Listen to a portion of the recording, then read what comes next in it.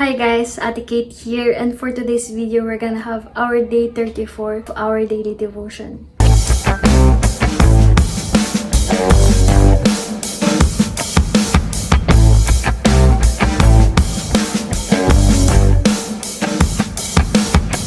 Let's pray first. Lord, salamat sa salita na ito na binigay niyo. Kung ikaw yung nagbigay nito, ikaw yung magsalita, Panginoon. Turuan mo ako at turuan mo yung mga taong nakikinig dito. Sa inyo lamang ako nagtitiwala. In Jesus' name I pray. Amen. So our Bible verse for today is 1 Peter 5:5. Sabi niya, "Likewise, ye younger, submit yourselves unto the elder. Yea, all of you, be subject one to another, and be clothed with humility. For God resisted the proud, and giveth grace to the humble." God gave this word to us today. Sobrang ganda ng salita na to sapagkat tinuturuan tayo ng ating Panginoon na maging humble, na mag-submit sa mga nakakatanda sa atin. So tayong mga bata pa, we think that we know better.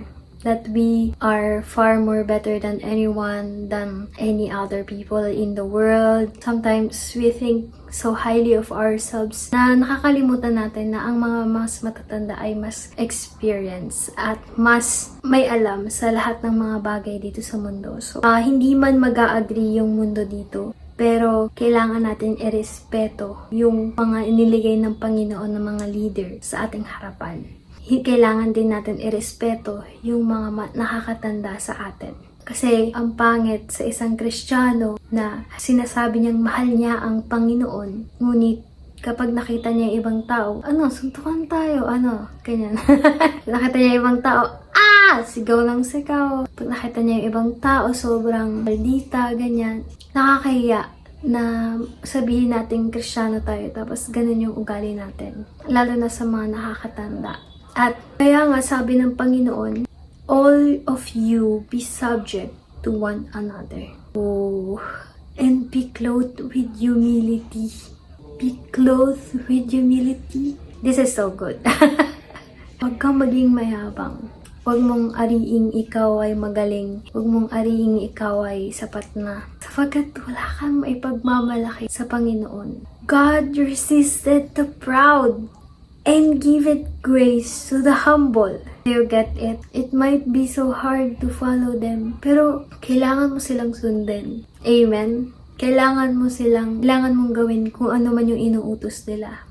If there is someone na nag-utos sa'yo na mas nakakatanda sa'yo, at sinunod mo yun para sa Panginoon. At kapag sinunod mo yun, natutuwa ang Panginoon sapagkat ikaw ay masunurin. Sabi nga niya, obedience is better than sacrifice. Ano naman kung nagbibigay ka sa akin ng regalo? Ano naman kung nagbibigay ka sa akin ng pera? O anumang mga bagay sa mundo kung nag-uutos ako sa'yo tapos hindi mo naman sinusunod? Tama? Diba nga yun yung pagkakamali ni King Saul? Hindi siya nakinig sa inutos sa kanya ni Samuel. Kundi ang ginawa niya ay sinunod niya yung gusto niya kasi takot siya sa mga tao. The Bible is teaching us to have humility. Na marunong ka dapat tumanggap ng pagkakamali mo at marunong ka dapat tumanggap ng payo. Na hindi mo ariin na magaling ka na. Kaya wala nang pwedeng magturo sa'yo. Na kung ano man yung inutos sa'yo, alam ko naman nakakabuti yun para sa'yo at para sa church, di ba? Pero kung puro ka dahilan, puro ka complain, walang mararating yung buhay mo. Sapagkat walang growth doon. Sabi nga ng pastor namin, si Pastor Pablito, puro ka reklamo. Ito ka na magreklamo sa barangay. Diba? Ang cute ni Pastor. Be clothed with humility. Napag-usapan na natin to kasi sobrang halaga talaga na biglain mo sila.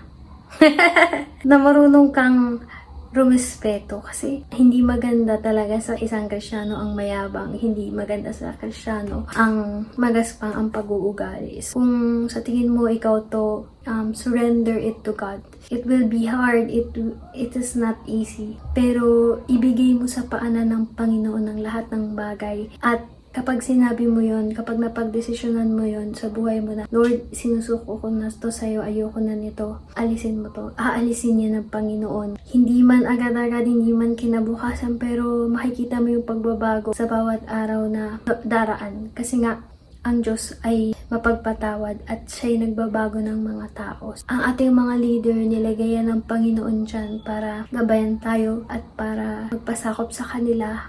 Sometimes, it's hard to follow them. It's so hard to obey them. Pero, sundin natin yung sinasabi ng Biblia na sumunod, sumunod, sumunod. Kaya nga, sobrang hirap nito kasi ang tatay ko, pastor. At ang lahat ng utos nasa akin. Ako yung utusan niya. Sometimes, I'll be very bad girl. Like, ako na naman! Kaya, itong message na to, tinuturo talaga sa akin ni Lord na gawin mo na agad yung mga pinapagawa sa'yo. Kasi, the more na pinapatagal mo, the more na may stress yung ikaw. At may stress din yung tao, di ba? So, mas mabuti pang ipakita mo na you are submitting yourself. Ipakita mo na, humble ako. Hindi ako ganun mapagmataas sa sarili ko na kaya kong ipakita yung vulnerability ko, yung obedience ko. Because obedience is not sign of weakness. It is sign of strength. It's true, guys.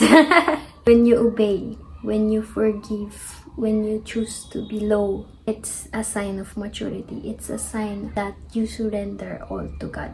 Siya yung hahayaan mo na mag-handle ng lahat. Na hindi na dapat ikaw yung mag-handle ng mga bagay na yon or mga bagay na kinaka-worry mo. Kundi, you are saying to God, Lord, susunod ako sa iyo.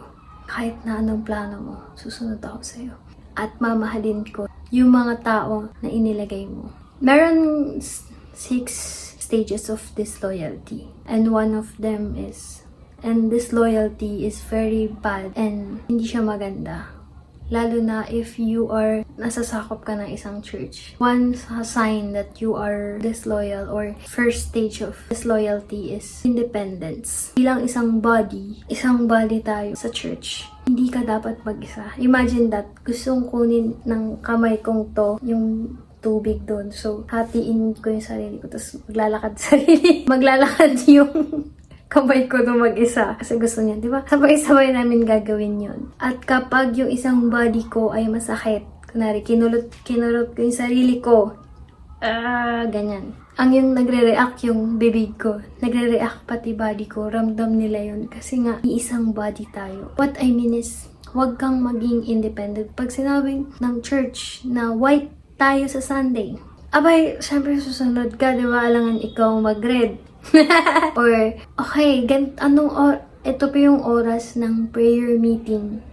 7 p.m. Pero ang nasa isip mo, sus, late naman sila. Sus, ayoko nga. Bakit ako susunod? Bakit ako pupunta doon? Ayoko nga makita nilang sumusunod ako. Ayoko nga makita nilang boss sila sa buhay ko. So, ang gagawin mo, darating ka ng 10 p.m.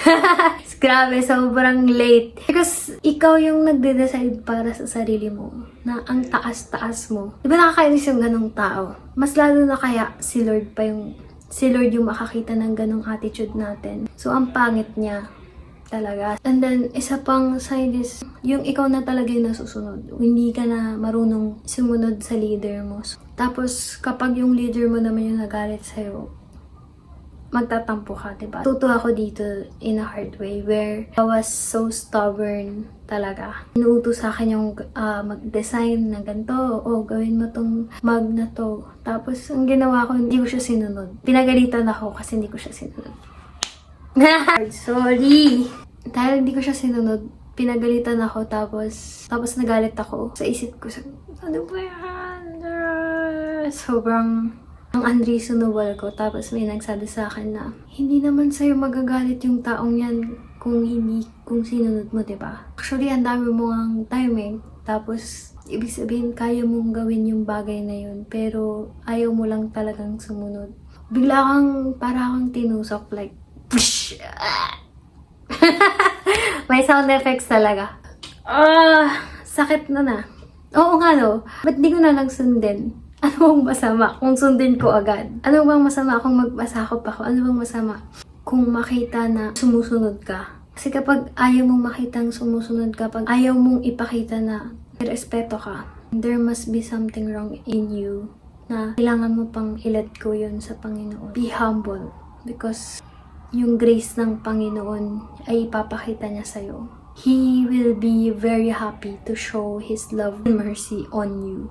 He will be more happy to give you more blessings, more than you deserve, because you are humble. And He knows that pag tinaas ka niya, hindi lalaki yung ulo mo. Thank you, Lord, sa message na to. I pray na may natutunan kayo. God bless, and Ate Kate out.